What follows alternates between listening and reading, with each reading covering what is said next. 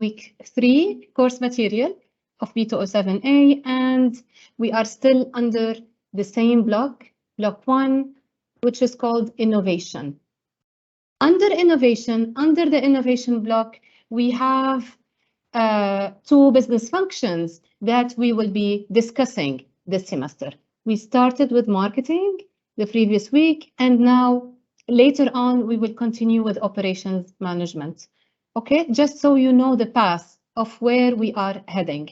So currently, we are doing marketing. We will continue with marketing today, and our main topic will be about offering, what is an offering, and also segmentation, targeting, and positioning. Okay, so focusing and offering. What is an offering? At the end of this session, you will understand the process of segmentation, targeting, and positioning. You will also understand the difference between segmentation and targeting, and what's an offering. What is an offer? Okay, so we will understand this concept. So what is segmentation? Have you heard about this term before? It's fine. What's segmentation? Yes, it's dividing up customers into groups. Why do we need to divide? Groups of people, absolutely. So a segment is a group of people who have similar needs and wants, all right? It's impossible for me to create a product or to sell a product that everybody in this world needs. There will always be differences. There will always be changes in customers' needs and wants based on certain bases, because it's where they live is different, because of who they are, how old they are, what gender they are, and so on. So segmentation will be different based on different segments. So segmenting a market enables an organization to choose how best to direct their efforts, because they are unlikely to be able to meet every group's needs. So the main purpose here is that we want to focus, okay? We want to focus on a certain offering. This is why the title of this session, of this reading, is Focusing and Offering. We want to focus on a certain target market with an offer. Okay, so we come to this target market and we say, hey, we have an offer for you. This offer meets your needs and wants. All right, so we will be more logical in our proposal here, and what we are offering to the target market. So targeting involves deciding which segment to meet, because maybe you have different segments in your for your brand, okay? But you want to target this segment with product A, and this other segment with product B, for example. Okay, so targeting is knowing exactly which segment to target with which offering. An offering is then positioned. It has a special positioning, and this is what positioning means: to appeal to the chosen target segment in a way that will distinguish it from competitors. You have to be different than competitors. You have to be unique, all right? And this is how your customers will see you as different. Markets. What's a market?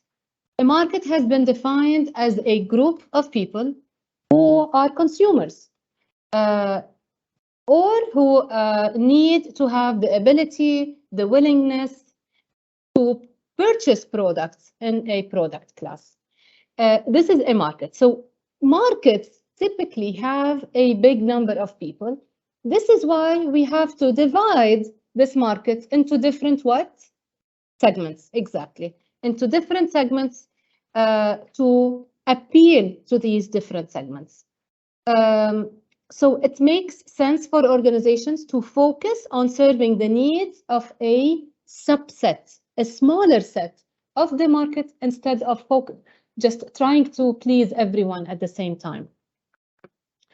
All right, so this process of dividing up people into smaller groups is called segmentation. This is, again, another definition. We have said it so many times. Segmentation is dividing people into segments. Now, what do you divide your people based on what? We have segmentation bases. We call them 4 segmentation bases. Now, first and foremost, you are going to divide your market depending on the demography. Okay, depending on their gender, their age, their education, their religion, their income, and so on. Okay. Second base is geographic, depending on where they live, their country, their region. Do they live in the city or in the village? Because people would have different habits and different way of living if they live in the suburb or in the city or in the village, and so on. Psychographic. Now, with psychographic, it becomes a little bit more complicated, a little bit more difficult to measure, because now you are measuring things like personality and lifestyle, people's routines, how they live their lives, what they like to do with their lives, their motives, what motivates them, and their lifestyle. Okay, so this is about the psychographic segmentation. Behavioristic segmentation is about dividing the people based on how they behave towards the product. For example, the usage, how much they use a certain product. Are they a frequent user of the product or not? All right. So today you have a product, suppose that goes well for female girls between the age of 20 and 30, okay, who have a certain income, let's say between 10,000 and 15,000 riyals of monthly income, and who like to go to the gym. Okay, oh, and they live in Jeddah as well. What did I do here? How many segmentation bases did I use? How many? A lot, yes. How many? Yes, so I used geographic because I specified the city. Yes. I used demographic because I said female and I mentioned the income. They like to go to the gym, so this is about their lifestyle. They have an active lifestyle. They like to go to the gym. So I have a product that is good for this segment of people. Why is this helpful for me to market my product? Why is it good? Yeah, go ahead. To target your customers. It helps me to target. How are you going to target? By forcing them, People with low income and market my own product. I have to go like to universities, places where these people can be. Absolutely. There. Absolutely. So you have to find a way to reach this target segment and maybe do marketing research on them, hear about what they need, hear about their problems, what is it that exactly they need for the gym, for example. Okay? Now, based on what they need and want, your product offering, okay, we will see later on what the offering is. Your product offering should be a good match with this target market, right? So your offering should be a good match with the segment that you choose, okay? So here we have also this is a summary of the 4 segmentation bases, what each one of these segmentation bases have. We have already discussed it. Now, for segmentation to be effective, it has to be measurable. So I need to be able to measure it. I need to know how many people there are, approximately, of course, not exactly, but approximately. Maybe I can say there are 500,000 people who meet my target segment, okay? They have to be accessible. I'm able to access them. I can reach them. Substantial. It should be large enough and profitable. Otherwise, why waste my time if it's not big enough and profitable? Differentiable. I should be able to differentiate between them and another segment.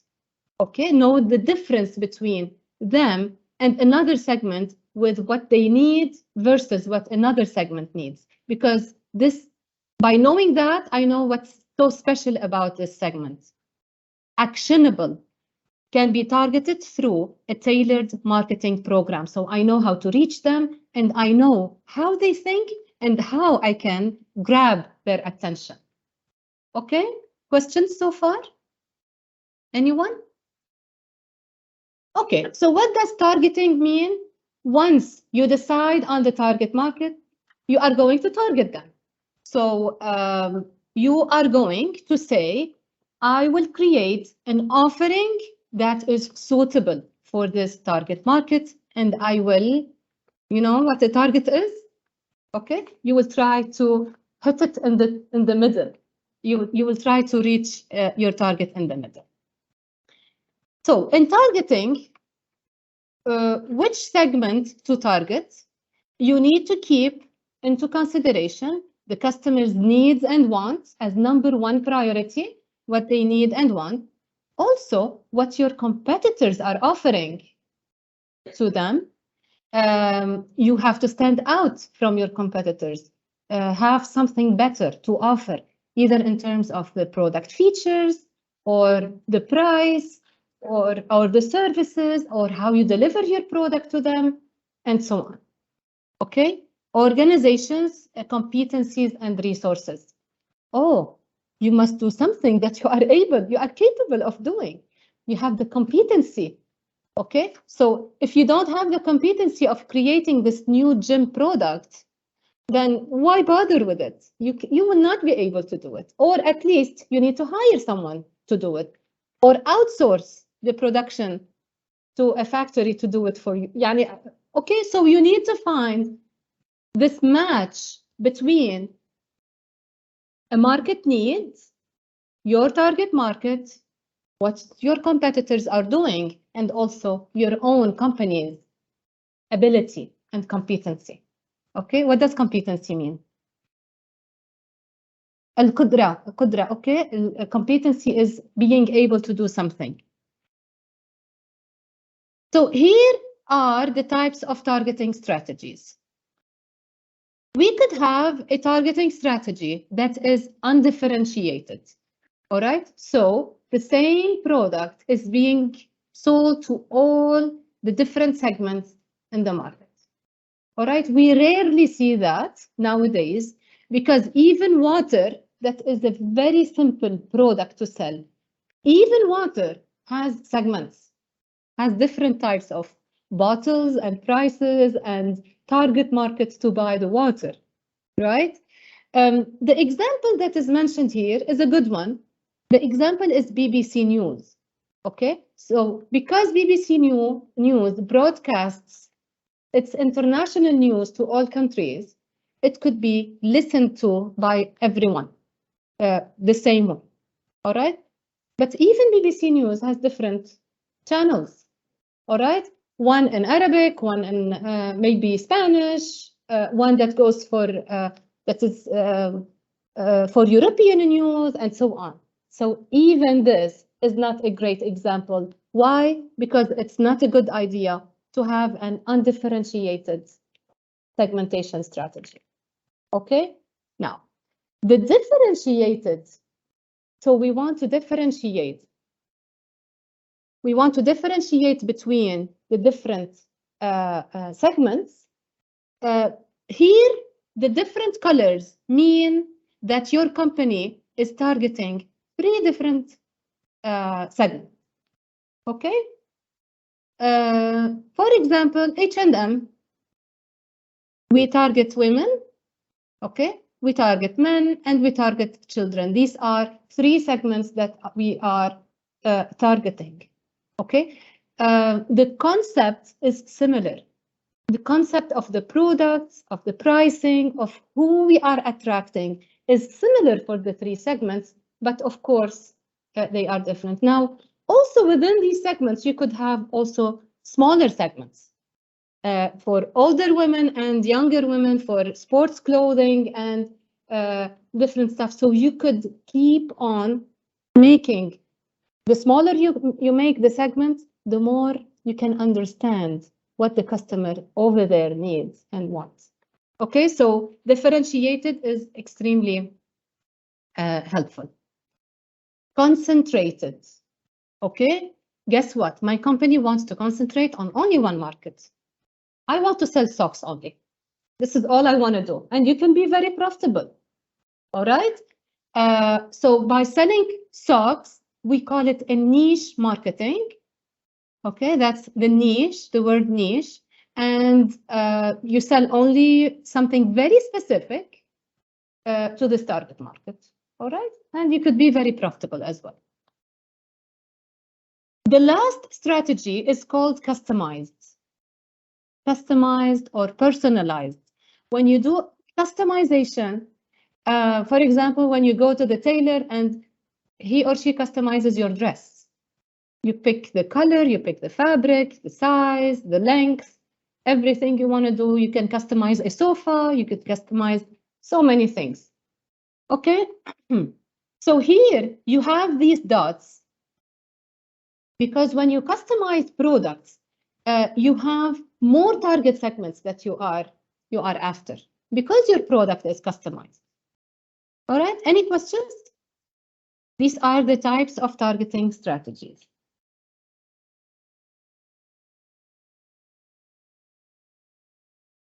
All right, so here they are, the 4 that we just explained. Okay, so now what is positioning? Positioning is arranging for a product to occupy a clear and distinctive and desirable place relative to competing products in the minds of target consumers. Okay, so now I will say a brand, for example. I will say the name of the brand. And whenever I say this name, you have a certain idea, a certain image in your head about the brand. All right, because this brand occupies a certain place or position in your head. Okay, so when I say positioning, the first word you need to remember is what is the position of this brand in my head. This is what positioning means. Okay, so let me say Huawei. What's the position that the brand occupies in your head? Laptop, phone, other than the product itself. Communication. Communication, it's a lower quality. You have this positioning, exactly. This is what I wanted to hear. So when I say Apple versus Huawei, back in your head, you have given them ranks, right? You have given them scores. How did this happen? Nobody knows how this happens. It happens through different messages and communication and advertisements and things that you read and you see, social media, people that you hear opinions for, and so on. So many different things. Right. Right. Absolutely. Even if you haven't tried it before, you just make a certain image in your head and you actually stick to it. After you make this image, it's very hard to change it. The company has to work very hard in changing its positioning. This is why companies should work on their positioning strategy early on, all right? Because it's hard later on to change it. Okay, a great example are the Kia cars. When Kia started, they started as a very inexpensive car, and the positioning in our heads was that Kia is a very affordable car. It's a very cheap car, okay? Over the years, Kia has worked on improving its cars, improving its designs, and guess what? Increasing the price. All right, so they are trying to change the positioning now, but it's much more difficult than if it started a high-end car right away. It's not going to work easily, exactly, because people already have this idea about the Kia cars. Maybe it needs a new generation of people to start accepting the new positioning of the Kia and Hyundai as well, okay? But nowadays, Hyundai and Kia are getting excellent ratings for their cars. Okay, it's not like 10 years back, but still, it's hard for people because khalas, they have this idea in their head that those brands of cars have a less position in their heads. Okay, this is exactly what positioning means. So when we want to focus an offering, we want to, first of all, as we said, decide who this product is for, what the brand is, okay? Remember that we need to think about the competitors. So how am I going to compete? Will I compete based on the price or based on the extra features that I will provide to my customers? It will give, you need to promise what you give to your customers, okay? What is it? What is the benefit that you are getting, that the customer will be getting from your product, okay? And why? Why do they need it? Why do they need the product? So here we have an example of chia tea, all right? This example is for people who are seeking the ideal gift to give to friends and business partners at home and abroad.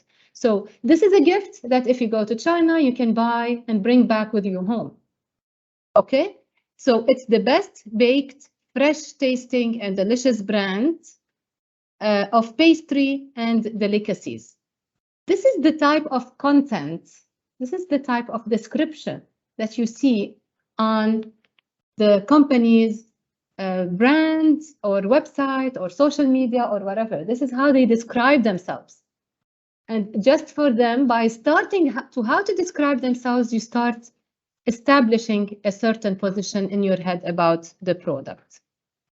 Okay, so the customer will try to see that this brand offers a unique flavor and high quality and so on.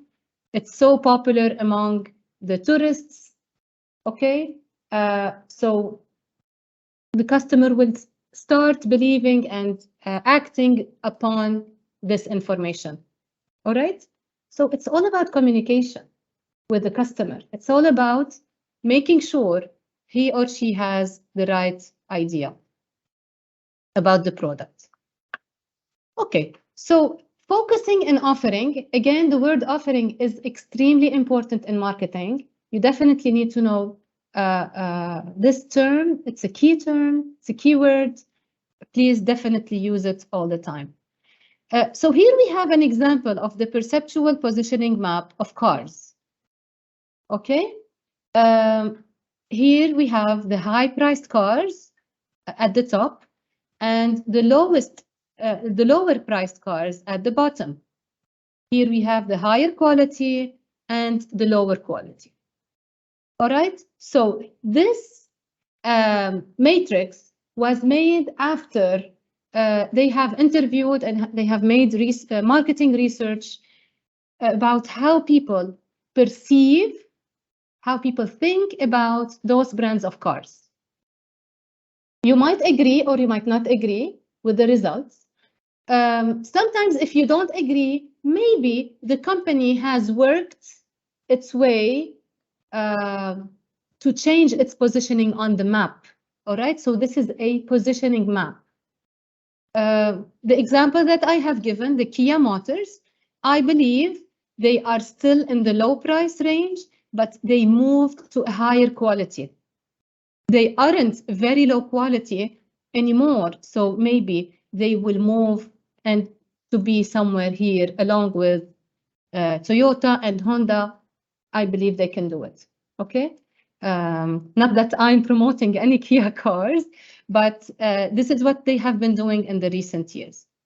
Okay, so in your head, when I mention any brand, if I mention a brand of shoes, a brand of clothing, a brand of electronics, whatever, you have this positioning map in your head. All right, this is high quality and high price. This is high price, but it's not worth the price because it's low quality and so on. Okay.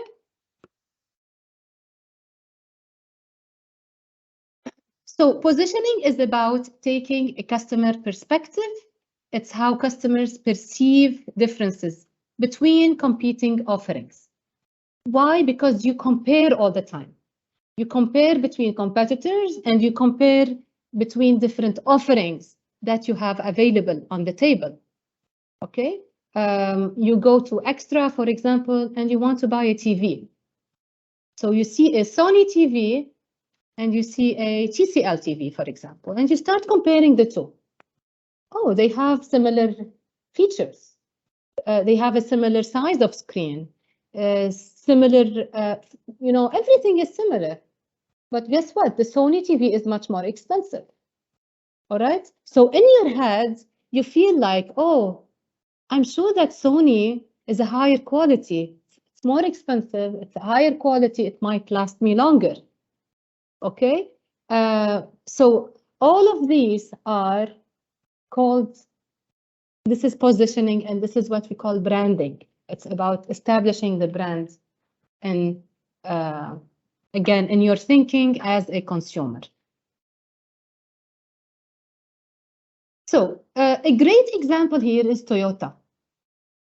When Toyota wanted to move to the luxury car market, they did not make a new Toyota model and just sold it to the market. What did they do? Exactly. They created a new brand, which is Lexus, right?